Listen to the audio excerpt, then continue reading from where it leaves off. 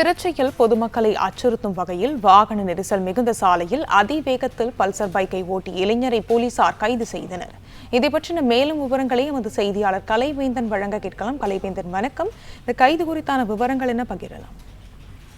வணக்கம். திருச்சி புத்தூர் மூலக்குள்ளை தெருவைச் சேர்ந்த அப்துல் வாகிப் என்பவரது மகன் சீனிரியாஸ்.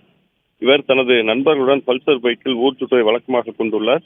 மேலும் தனது பல்சர் பைக்கை வாகன நெரிசல் மிகுந்த சாலைகளில் அச்சர வேகத்தில் கார் பேருந்துகளுக்கு இடையே வண்டியை வளைத்து தெளித்து ஓட்டி வாகன ஓட்டிகள் அச்சுறுத்துவதை வாடிக்கையாக கொண்டு அந்த வீடியோ காட்சிகளை தனது இன்ஸ்டாகிராம் பக்கத்தில் பதிவேற்றி வந்துள்ளார். திருச்சி மாவட்ட காவல்துறை கண்காணிப்பாளர் வருண்குமாருக்கு நேரடியாக புகார்கள் சென்றது. இதனையடுத்து சாலையில் சாகசத்தில் ஈடுபட்ட சீனிரியாஸ் மீது வழக்கு பதிவு செய்யப்பட்டு கைது செய்யப்பட்டுள்ளார். என் பேர் சீனிரியாசுதீன். புத்து நாளோடு ஜமா காலேஜில் படித்துக் கொண்டிருக்கிறேன். பிகாம். கல்லூரி மாணவி முன்னாடி ரீல்ஸ் எடுத்து தவறுகளாக அவங்களை அச்சுறுத்தும் வகையில் ரீல்ஸ் செய்து போட்டு சமூக இடத்தில் ஷேர் லைக்குக்காக என் வாழ்க்கையில் இப்போ தொலைத்து ரொம்ப ஃபீல் பண்ணி வருந்துகிறேன். இந்த தவறுதல் இப்போ தான் உணர்கிறேன். கைது செய்த வரைக்கும் போக நான் நினைத்து கூட பார்க்கல.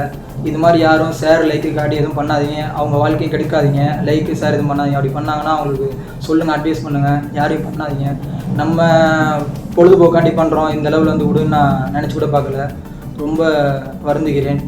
யாரும் இது மாதிரிலாம் பண்ணாதீங்க.